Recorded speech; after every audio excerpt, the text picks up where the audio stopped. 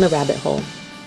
Alice was beginning to get very tired of sitting by her sister on the bank and of having nothing to do.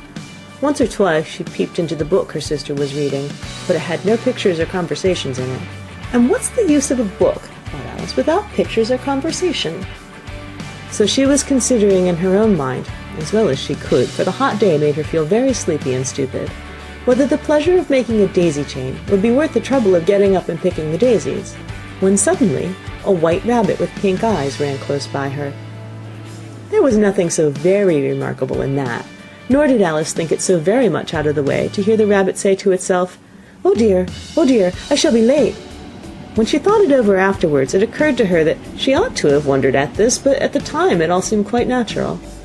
But when the rabbit actually took a watch out of its waistcoat pocket and looked at it, and then hurried on, Alice started to her feet, for it flashed across her mind that she'd never before seen a rabbit with either a waistcoat pocket or a watch to take out of it, and burning with curiosity, she ran across the field after it, and fortunately was just in time to see it pop down a large rabbit hole under the hedge. In another moment down went Alice after it, never once considering how in the world she was to get out again. The rabbit hole went straight on like a tunnel for some way, and then dipped suddenly down, so suddenly that Alice had not a moment to think about stopping herself before she found herself falling down a very deep well.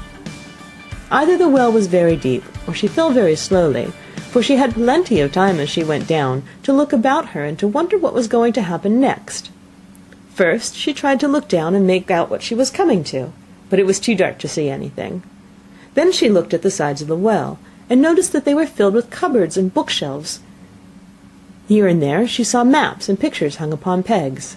She took down a jar from one of the shelves as she passed. It was